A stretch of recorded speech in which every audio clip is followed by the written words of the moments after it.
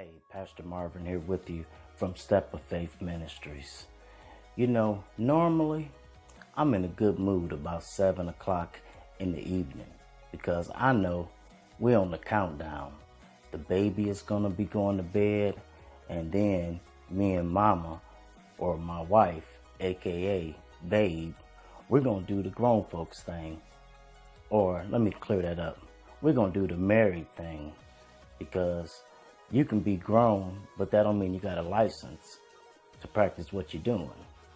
Just like you could be able to drive, but that don't mean you're legal. But that's for another day at another time. Moving right along, so I get over to putting the baby to bed, which I thought I was, but she was sucking her thumb in her bedroom with the light on. So I waited her out for a couple of minutes, and then she faked me out like she was asleep, and I believed it. So I then proceed on to the kitchen. Then I make a quick right and go off into the living room. And I'm already ready. I'm ready for the Marvin Gaye, the Luther Vandross. And I'm thinking, we really getting ready to go in the bedroom and we're going to lock the door, right? Wrong, because I go up in the living room and my wife is looking miserable. She's on some... I don't feel like waking up early tomorrow morning.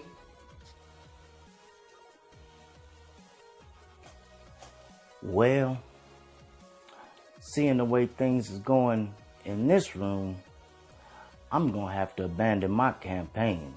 It reminds me of an episode of Super Friends when the Hall of Justice started whooping off in the Legion of Doom, and Lex Luthor, right before he bounced out, he said, "He who fights and runs away gets to fight another day." So, although I've abandoned my current campaign, by the current mood of my wife, I have to pick up another campaign.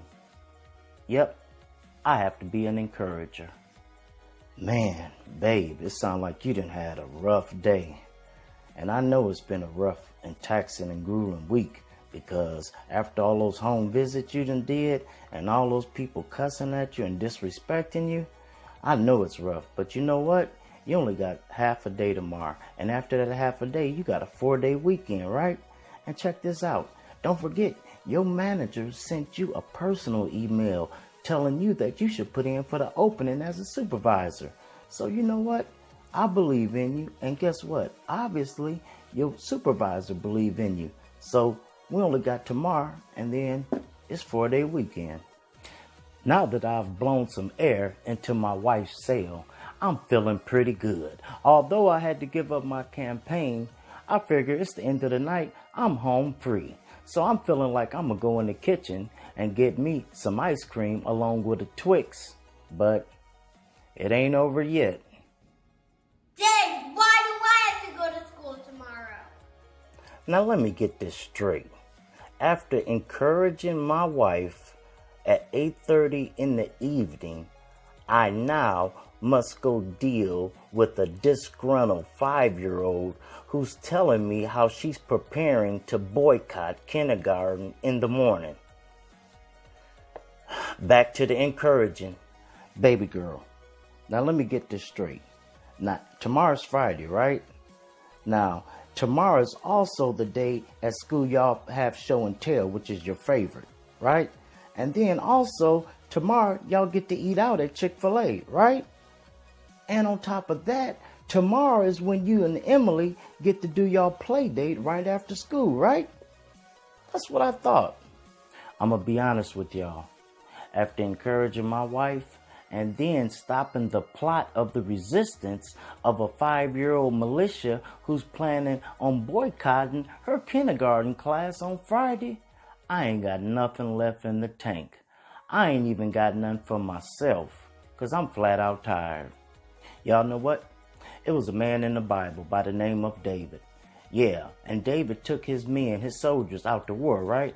And after they come back from fighting the war, they get back to the crib and find that all their houses been burnt down. And check this out. All their family members have been kidnapped. And here's the dagger. There wasn't even an Amber Alert back then. I mean, it got so bad for David that his own men were talking about killing him. In 1 Samuel chapter 30, at the end of verse 6, I want y'all to check out David's response when life appeared to be at its lowest. The Bible reads that, "But David strengthened himself in the Lord his God." Sometimes it seems that life can try to drag a person down so low that the people you usually depend on, they see your situation and they get so scared that they have depends on. Bottom line is, you might not always receive encouragement from familiar places. Sometimes you'll even find that there's no faces to encourage you but you.